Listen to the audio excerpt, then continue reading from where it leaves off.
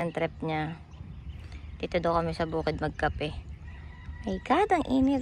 May baon pa kaming nilupak at palitaw.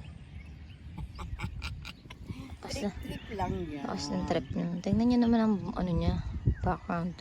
Oh, taray. Oh, sino ka dyan? Tayo niya yung background. Oh, ang ganda-ganda.